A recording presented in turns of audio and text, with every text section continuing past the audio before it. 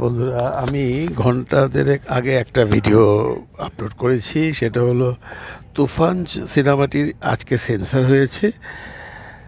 ছবিটি uncut pass করেছে, কিন্তু সার্টিফিকেট পায়নি বা সার্টিফিকেট দেওয়া হয়নি। এখানে আমার এই কন্টেন্টটা দেওয়ার পর অনেক ভক্ত অনুরক্তরা ব্যাপারটা বুঝেছেন, অনেকেই বুঝেননি, অনেকে না বুঝে আমাকে গালমন্দ করছেন, বলছেন এই মিয়া আপনি কিছুই জানেন না, সার্টিফিকেট পাওয়া গেছে। এই মিয়া আলহামদুলিল্লাহ দেখছে রায়হান রাফি, আপনি কী বলেন। কেউ কেউ অন্যভাবেও বলছেন। আমি কিন্তু কখনোই বলিনি তুফান সেন্সর হয়নি, তুফান আনকাট পাস হয়েছে। এখন প্রশ্ন আসছে সিনেমাটি নিয়ে, যে সিনেমাটি কি যৌথ প্রযোজনার সিনেমা না বাংলাদেশের সিনেমা।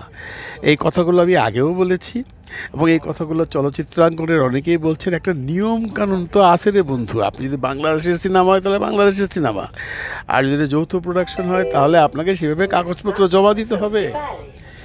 আপনারা অলরেডি কিছু নিউজ দেখতেছেন। আমাদের মহামান্য রাষ্ট্রপতির ছেলে জনাব আশাদার বলছেন যে যৌথ প্রযোজনার সিনেমা হইলে টাকা পয়সা যে কীভাবে নিয়ে গেছে এগুলো তো জানা দরকার। এটা নিয়ম, এটা সরকারি নিয়ম।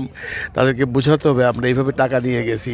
যদি যৌথ প্রযোজনার হয়ে থাকে তাহলে এক ধরনের নিয়মকানুন হবে, আর যদি যৌথ প্রযোজনার না হয়ে এটা বাংলাদেশের প্রোডাকশন হয়ে থাকে তাহলে তাদেরকে দেখাতে হবে তারা যে ভারতে শুটিং করেছে, সেই টাকাটা কোত্থেকে এসে, সেই টাকাটা এনবিআরের পারমিশন নিয়েছে কিনা, সেই টাকাটা কিভাবে ওখানে গেছে। এটাই নিয়ম, এটা আপনাকে মানতেই হবে। এটা কারোর সাথে শত্রুতার ব্যাপারও নয়, এটা কারোর সাথে মিত্রতার ব্যাপারও নয়। এই কাগজপত্র নিশ্চয়ই রায়হান রাফির কাছে আছে। তারা এত কাঁচা কাজ করবে বলে আমার মনে হয় না। এখন প্রশ্ন আসছে এই কাগজগুলো দেখানোর পর সরকারকে বা সেন্সর বোর্ডকে স্যাটিসফাইড করার পর তারা সার্টিফিকেট পাবে। এটা কিন্তু একটা প্রসিডিউরে পড়ে গেল। এখন কাল যদি তারা সমস্ত কাগজপত্র দেখিয়ে সার্টিফিকেট আনতে পারে তাহলে হয়ে গেল। তবে আমি আশা করি তারা প্রপার কাগজপত্র করেছেন, তারা প্রপার কাগজপত্র কালকে সাবমিট করবেন, কীভাবে টাকা নিয়েছেন। এটা যদি যৌথ প্রোডাকশনের সিনেমা না হয়ে থাকে, আর যদি যৌথ প্রোডাকশনের সিনেমা হয়ে থাকে তাহলে যৌথ প্রোডাকশনের নিয়মকানুনগুলো তারা কীভাবে মেনেছেন, সবগুলোই তারা কিন্তু সাবমিট করবে।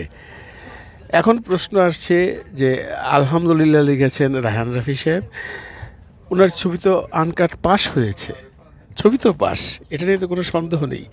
এখন যেটা নিয়মের মধ্যে পড়ে গেছে সেই নিয়মটা তো তাকে মানতে হবে। এবং আমি 100% শিওর যে ওনারা মানে এসবিএফ বা আলফাই বা চরকি বা রায়হান রাফিরা নিয়ম মাফিকই কাজ করেছেন, এবং সেই কাগজপত্রগুলো যদি আগে জমা দেওয়া হতো তাহলে হয়তো আজকে এই কোশ্চেনটা উঠতো না। সেই কাগজপত্রগুলো এখন সেন্সর বোর্ডকে দিতে হবে, এবং সেন্সর বোর্ডকে স্যাটিসফাইড করতে হবে যে তারা যা কিছু করেছে নিয়ম মাফিক করেছে। যদি যৌথ প্রোডাকশনের হয়ে থাকে তারা বোঝাবে আমরা এইভাবে যৌথ প্রোডাকশনের কাজ করেছি, আর যদি এটা বাংলাদেশের প্রোডাকশন হয়ে থাকে তাহলে তারা বলবে আমরা এইভাবে টাকা দিয়েছি। সমস্ত কাগজপত্র দেখানো হবে, দেখালেই তারা সার্টিফিকেট পাবে। এটা নিয়ে বিতর্ক করার কিচ্ছু নেই, এটা নিয়ে আমাকে গালমন্দ করার কিচ্ছু নেই। আমি তো ভাই এত বছর সিনেমায় কাজ করছি, আমি তো কিছু নিয়মকানুন জানি। আমি তারা ভুয়া নিউজ আপনাদেরকে দেবো না। আমি কিন্তু বারবারই বলেছি ছবি আনকাট পাস, কিন্তু সার্টিফিকেট পায়নি। সার্টিফিকেট না পাওয়ার পিছনে কারণ হলো নিয়মাবলীর জন্য, নিয়মকানুনের জন্য। কোন নিয়মে তারা সিনেমাটা বানিয়েছে সেটা একটা স্যাটিসফ্যাক্টরি আনসার তো আপনাকে দিতে হবে, তারপরে ওনারা সার্টিফিকেট পাবেন। তবে আমি আশাবাদী সার্টিফিকেট পেয়ে যাবে, কারণ এতগুলো টাকা ইনভেস্ট করে এত বড় একটা সিনেমা বানিয়ে তারা নিশ্চয়ই কাগজপত্র ঠিকঠাক মতো রাখেনি, এমনটা হতে পারে না। যে কথাগুলো বাজারে উঠছে কাগজপত্র নিয়ে, এটা হলো নিয়মের কথা, এটা সরকারি নিয়মের কথা। এখন এই নিয়ম তারা কতটুকু মেনেছে, এই নিয়ম তারা কতটুকু মানবে, বা এই নিয়ম অনুযায়ী তারা কাজ করেছে কিনা সেটা তো সময়ই বলে। এখন আলহামদুলিল্লাহ লিখেছেন রায়হান রাফি, তার জায়গায় সে ঠিক। তার সিনেমাটা তো প্রথম সেন্সর হয়েছে, সেন্সর তো নাও হতে পারতো, বিভিন্ন শর্টের জন্য আটকাতে পারতো, বা বিভিন্ন কাহিনীর জন্য আটকাতে পারতো, বা কোনো কিছু কাটিং দিতে পারতো। কাটিং দিলেও তো একটা সিনেমার সার্টিফিকেট পেতে 3-4 দিন সময় লেগে যায়, কিন্তু কোনো কাটিংও হয় না, আনকাটই পাস করেছে সিনেমাটার রিপোর্টটাও ভালো। কিন্তু কিন্তু কিন্তু কিন্তু আমি যে কথা বারবারই বলছি যে সার্টিফিকেট পাইনি। সার্টিফিকেট পেতে হলে তাকে বেশ কাঠখড় পোড়াতে হবে, কারণ নিয়মগুলো তাকে মানতে হবে। এর জন্য আমাকে কেউ গালমন্দ করে লাভ নেই, কারণ আমি একটু জেনে শুনেই কথা বলেছি। এবং এই সিনেমাটা আমরাও আধো আধো সন্দেহে ছিলাম, এটা কি লোকাল প্রোডাকশন বাংলাদেশের, না এটা একটা যৌথ প্রযোজনার ছবি। যেটাই হোক, লোকাল হোক যৌথ প্রযোজনারই হোক, একটা কিছু তো হতে হবে। লোকাল হলে এক হিসাব, যৌথ প্রযোজনা হলে অন্য হিসাব। লোকাল হলে সেই টাকা পয়সার কথাগুলো এখন আসবে, এনবিআরে কত টাকার পারমিশন নিয়েছে, কত টাকা খরচ করেছে, এগুলো তো আসতেই হবে। এগুলো নিয়ে একটা ঝামেলা হতে যাচ্ছে। তবে আমি আবারও খুব দৃঢ় প্রত্যয় নিয়ে বলছি, আমি আশা করি বা আমি বিশ্বাস করি তারা সেই সমস্ত কাগজপত্রগুলো রেখেছেন, তারা সেই সমস্ত কাগজপত্রগুলো দাখিল করবেন এবং সময় মতো সার্টিফিকেটটা পেয়ে যাবেন। দেখুন বন্ধুরা, ঈদের আর বেশি দিন নেই। সার্টিফিকেট পাওয়ার আগে কিন্তু আর কোনো পাবলিসিটিও সে করবে না, কারণ যেহেতু একটা কথা উঠেছে যে সিনেমার টাকা যদি যৌথ প্রোডাকশন না হয়ে লোকাল প্রোডাকশন হয়ে থাকে তাহলে টাকাগুলো কীভাবে গেল, এটাকে তো এড়ানো যাবে না, তাই নয় কি?